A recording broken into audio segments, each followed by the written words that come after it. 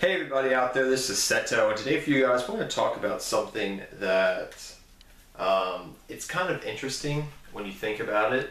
I'm not quite sure what to make of it really.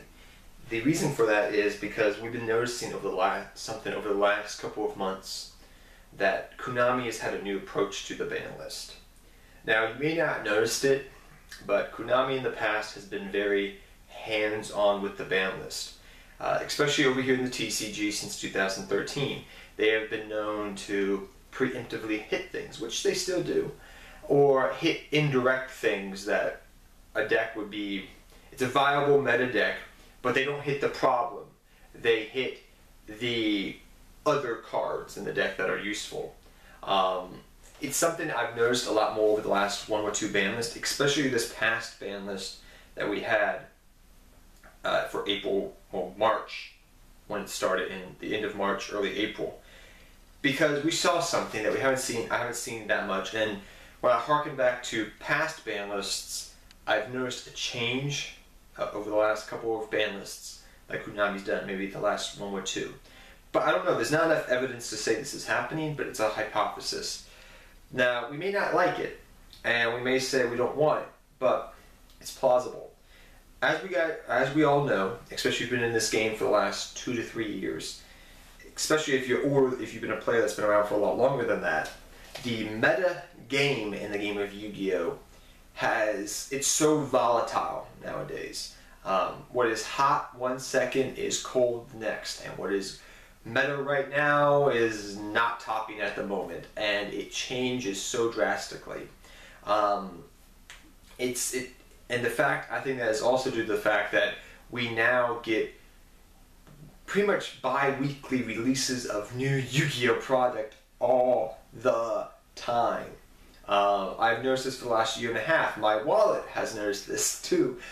My wallet, pretty much, because literally every paycheck that comes out, I have to put a little bit aside for Yu-Gi-Oh! Because there's new Yu-Gi-Oh! Stuff coming out all the time. And if you notice that, like every bi-weekly thing, there's something new coming out. Every paycheck that you get, there's probably a new Yu-Gi-Oh! Product coming out of some sort. So there's always new product coming out of somewheres, really. So saying that, really, I feel like that has caused the game, the meta game of the game of Yu-Gi-Oh! To change and turn over very quickly.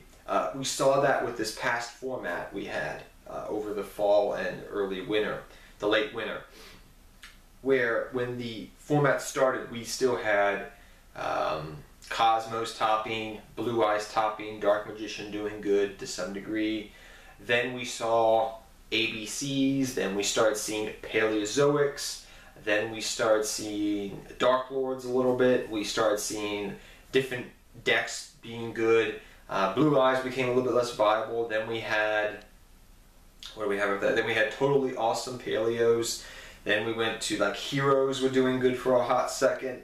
Then we went to January, and then we have Zodiacs everywhere, Zodiacs in everything. Then we have now the structure decks that came out, and now we have Dinosaurs everywhere, True Kings everywhere, Zodiacs are not in everything, and it's been in the span of like 3-4 months. Back in the day, that wasn't always the case. You had decks that stayed around for quite some time.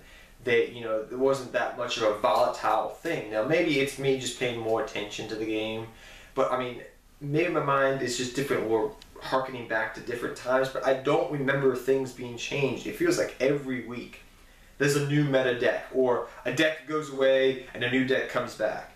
So I can understand Konami's new change in their stance from saying, okay, this deck is good, this deck is good, this deck is good 3 months ago, so why should we hit it?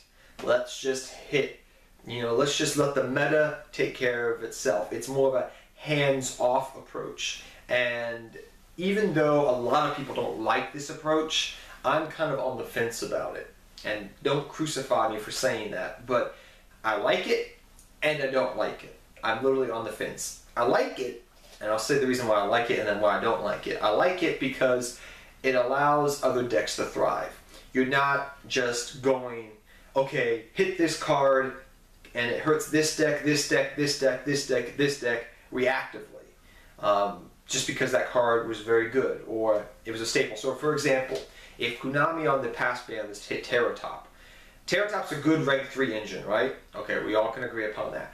But it doesn't just hurt Zodiacs, it hurts Dark Lords, it hurts this deck and that deck because it can help them with their plays. Now, not saying that that's a bad thing. It's a rank 3 enabler, I mean, that's a pretty good thing. I mean, that's a pretty good engine, like to have a rank 3 engine in a deck. So I can understand why that's very powerful, but I also can see why Konami's saying, well, also that's not good to hit it, and we just reprinted it, so why would we hit it again?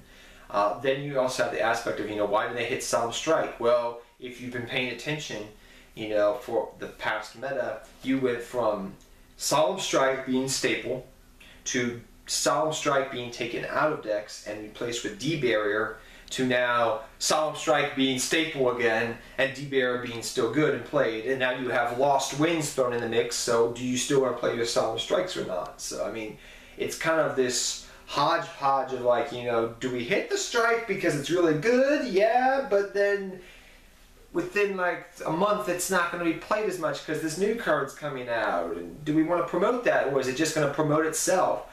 So, I mean, I don't understand the new stance. I mean, you notice these things because the game's changing so drastically, so I can understand why they've kind of gone back to 6-month formats, even though they don't say it, where they make a ban list every 6 months or so. And then also on top of that, they're not hitting cards like willy-nilly, because the community will be like, well, why'd you hit that? That's not relevant anymore. Why'd you hit Union Hanger? What are ABCs doing right now? Why do that? Things like that when people are calling for the ban list. So I see why they're not doing it. And they're not indirectly anymore, for Zodiacs for that part, hitting cards that, we're going to get hit. When we thought, before that ban list, what was going to get hit? What cards were going to get hit on that ban list? Tanky, Terratop, they won't hit Rapier, they won't hit this because of Zodiac, because they're trying to promote their product.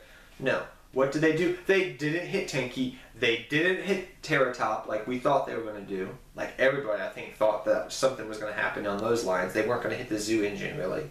No, they went right for the gut. They went right for the throat and hit Rapier to 2, which made it a lot less viable to some degree. So, I like that approach, because if you hit Tanky, that hurts other decks. You hit Terratop, that kind of hurts other decks, even though it's a good engine all it's on, and please don't just crucify me for saying that. But if you think about it for about a minute, you'll start noticing that Konami's has this new approach they're doing. And it's not just this ban list. If you look at the past ban list, they're doing that as well. And they're also doing a thing where, if you want to go back to this time last year when the March 2016 ban list, or April 2016 ban list, whatever ban list it was that came out at that time, they're not crucifying decks now. They're not just saying, you're unplayable anymore. They're going, okay, you know what we're going to do? We're going to touch you. We're going to hit you. But we're going to still make you be playable in some way, shape, or form. Monarchs. We thought, oh, Monarchs are dead. But Konami didn't hit Pantheism, right? That is the heart and soul of a Monarch deck, really, besides extra deck Monarchs if you want to go that route. But for Domain Monarchs, the deck is still playable. So the deck in general is still playable, where people thought that the deck was going to be unplayable. Cosmos, even though Dark Destroyer is hit to 1, they hit the deck, they neutered it, but it's still just a very good deck. Instead of going what they did with Necros, but Necros were a very good deck, I know, you may be saying that, they're not just going, crucify, crucify, crucify, ban everything. Where Shadows hit the main card of the deck, the problem, Construct. Not like what they did with certain decks in the past, just crucifying it. They're taking a more of a hands-off approach, and a more like, okay, if we need to hit the deck, we'll hit it, but we'll still make it playable. And if it's still amazingly good, we'll crucify the deck then. That seems to be the new approach I've been noticing for Konami over the last year or so. Like I said, there's not enough evidence to present itself to confirm this, but it's a hypothesis. And tell me what you think, your thoughts are down below. I know a lot of players, and I've been hearing this a lot from the community and friends in general, they don't like the fact that Konami didn't hit problem cards, and they're taking this more hands-off approach. They didn't hit Norden. They didn't hit Terratop. They didn't completely kill Zoo. They didn't hit things of this nature. They didn't hit Toad. They didn't do this or that. Well, first off, you have competitive season coming up here with all the championships and worlds and nationals coming about. And it would seem kind of weird to do that. If history tells us anything, that always happens in the fall when the new season rolls around. So you probably see hits then to those decks like Zoo, Toads, True Kings maybe even. We don't know until we get to there. To also promote links as well. And Konami does these not hits sometimes. They don't want to hit these decks because they're trying to promote product. But sometimes it's just trying to figure out, Konami's like trying to figure out this paradox of, what are you thinking? What are you plotting? What are you scheming? So it's kind of hard, but like I said, this is a hypothesis. There's a lot of holes and loopholes in this hypothesis, but it's just a thought of somebody paying attention to the game and noticing things. So tell me your thoughts down below. Do you think this new hands-on approach is practical by Konami? Are you okay with it? Or do you absolutely despise it? But keep in mind that you should have an open mind when talking about this, like I am. Like I'm trying to say. There's different things, different possibilities. But next time, guys, take care, have fun dueling, good luck dueling, and I'll see you guys next time. Good luck dueling to all of you. Take care, everybody.